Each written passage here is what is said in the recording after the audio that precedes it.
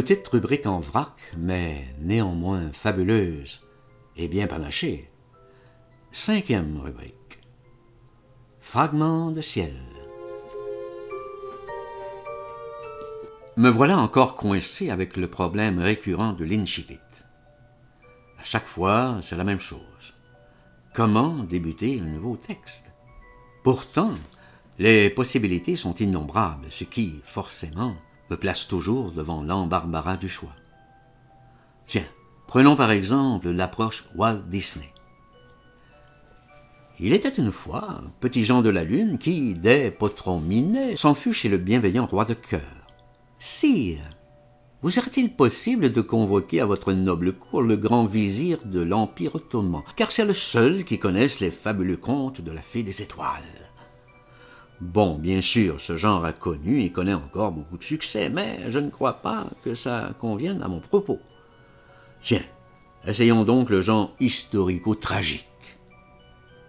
Octobre 62, à l'apogée de la guerre froide russo-américaine, Nikita Khrouchtchev menace l'Occident d'annihilation totale.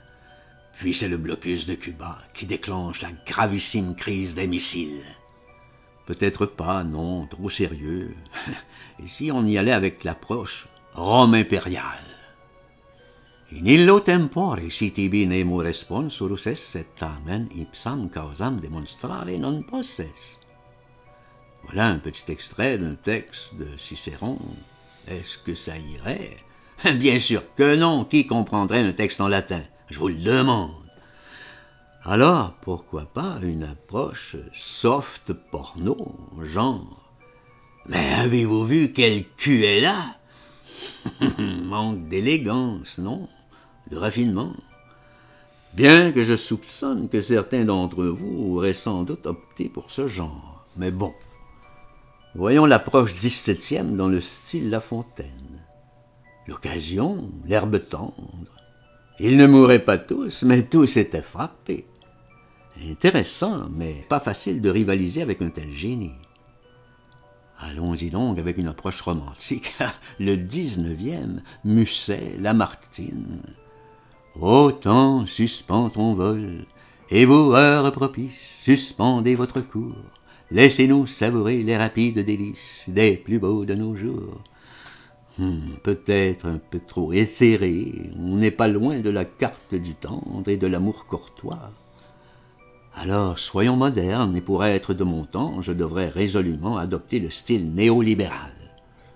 À Wall Street, tous les indices de Dow Jones sont en forte hausse suite à l'annonce du gouvernement américain de sabrer vigoureusement dans les services sociaux.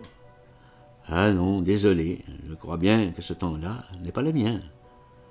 En désespoir de cause, j'y vais à ma manière et voilà, je plonge. Il fut un temps où je vivais de l'autre côté de l'espoir, et inlassablement j'arpentais les grandes plages mystiques de l'infini. Et souvent, toutefois, j'ai dû affronter les redoutables sentinelles de la pluie, complices qu'elles étaient avec la cruelle tramontane.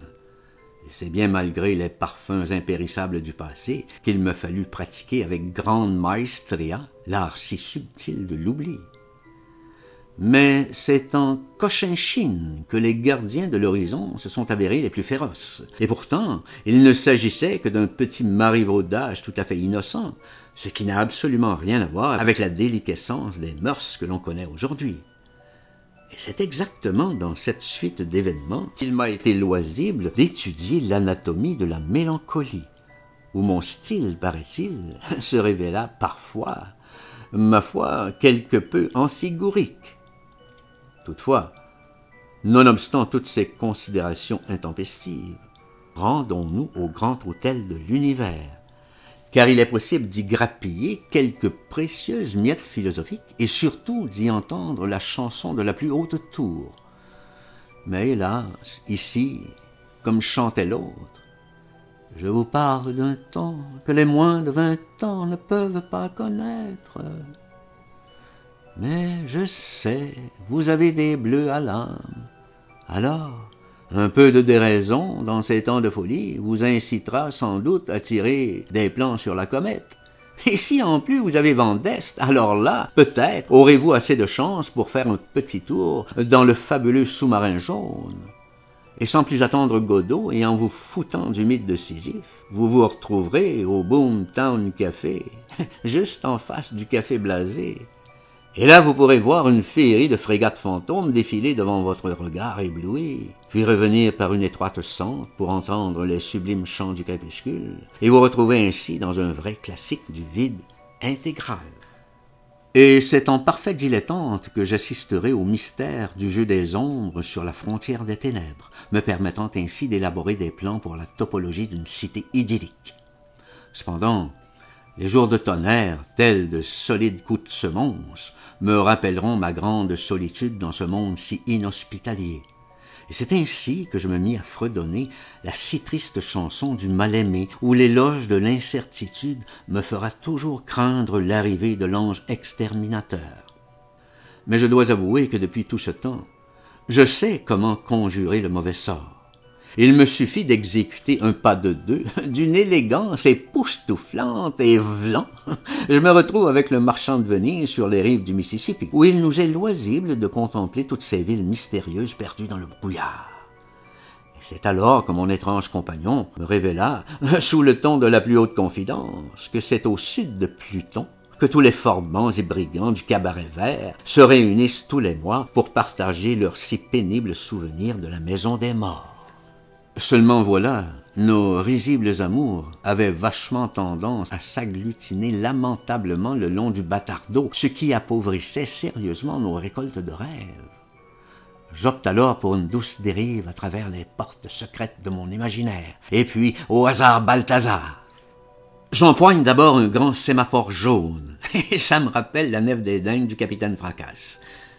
Puis un bref arrêt dans l'oasis d'Attar, où j'entrevois, grâce à Hubble, la prodigieuse fantasmagorie des piliers de la création. Et un peu plus loin, ah ben ça alors, vous ne devinerez jamais qui je viens de croiser au café existentialiste. C'est pas croyable. Ce bon vieux Baruch Spinoza, ça alors. Et j'ai vu la chevauchée fantastique des rois mérovingiens s'abîmer dans les flots bleus au large des îles Marquises. Et c'est ici que je me dois de vous faire une prophétie. L'année prochaine, à Marienbad, toute l'obédience des mercenaires de la beauté se réunira pour fonder la nouvelle école des vertiges, dont les tenants et aboutissants reposent sur l'étude de la subtile géométrie des âmes.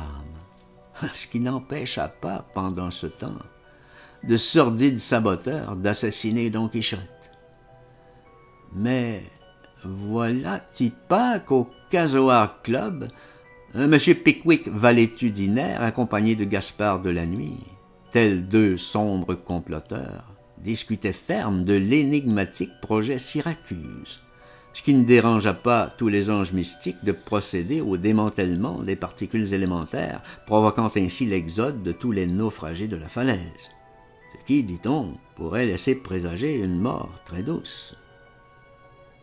Attention, attention, tous les passagers en partance pour Lutetia doivent se présenter immédiatement à la porte d'embarquement 303 pour le vol Vista 1575. Ça doit être une plaisanterie, me dis-je, car je sentais bien monter l'Alali à travers tout ce tumulte, ce brouhaha infernal, et tel un satrape du haut de son beffroi, je m'apprêtais à pourfendre sans pitié tous ces vils spadassins, quand me faucha un vulgaire trait tiré d'une échauguette jouxtant ma position, me lacérant la mâchoire. Ciel, me dis-je, voici venir ma fin. Mais ne pas céder un pouce de terrain à ce crabe dégueulasse jusqu'à ce que mon cœur s'arrête. Et c'est dans un tohu-bohu absolument extravagant que j'exécutai mon fameux pas de deux d'une élégance époustouflante, et revenant, me voilà propulsé dans un ciel bleu de Prusse émaillé de merveilleux nuages. Et puisque les saints vont en enfer, cap sur l'insulaine via la Carolie australe, où des forbans sans nom se livrent à toutes sortes d'exactions sur de simples badauds innocents au visage vultueux et chassent sans relâche les tigres bleus de l'Euphrate. Seulement voilà, La fée magicienne, la dernière des fées, une fois les récits de la Colima épuisés, procéda à l'invention de la mort et la répandit sur tous les chemins de la liberté. Ce qui fait qu'au fil du temps, l'empire des signes, dans les chroniques interstellaires, tomba complètement dans l'oubli. Et c'est ainsi que depuis lors, on ne fait que piétiner le temps nocturne et que le quatuor tristesse ne peut que déplorer tous ces crétins qui marchent sur les fleurs.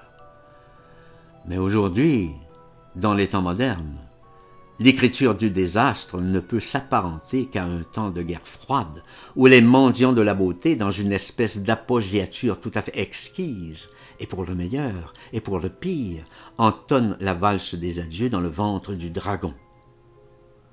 Et voilà qu'un héros inconnu, dans un genre de sotie invraisemblable, nous propose une nouvelle éducation sentimentale, une nouvelle doxa, où la bête humaine, à bout de souffle, dans sa danse endiablée, ne peut qu'humblement implorer l'arbre du pardon. Et ce sont ces milliards de petites étoiles hexagonales, toutes dissemblables, s'apparentant à un fabuleux origami, qui formeront le nouvel épigraphe gravé dans l'obsidienne de la nuit des taupes. Mais tous les malfrats de ce monde, du haut de leur imposte, n'en continueront pas moins de claironner avec force la course effrénée vers tous ces brimborions inutiles, et où mourir à tue-tête reste une loi inflexible. Mais dans ma mémoire de chasseur, je sais que la vie est ailleurs, et heureusement, c'est sur une cavatine douce et folâtre qu'une grande bouffe est annoncée sur la rue de la Joie. On y disposera même d'un jardin de livres. Mais, nous dit-on, en cas de tempête, ce jardin sera fermé. Ainsi, un peu de soleil dans l'eau froide fera grand bien à l'âme. Ainsi, tous les humiliés et offensés qui arrivent de l'archipel du chien pourront passer de l'autre côté du brouillard. Ainsi, à chacun sa ménagerie de rêve. Et quand le vin est tiré, il faut le boire et se résigner au monde. Et quand viendra la grande nuit, j'irai m'attabler au bar Big Full Moon, devant un mazagran fumant, pour méditer sur l'instant de ma mort, et me remémorant quelques petits fragments de ciel au-dessus de la rue des boutiques obscures, je vous dirai, et vous, mes frères humains, puisque tout ce que nous avons, c'est le moment présent. Alors dites-moi, que faites-vous de votre vie?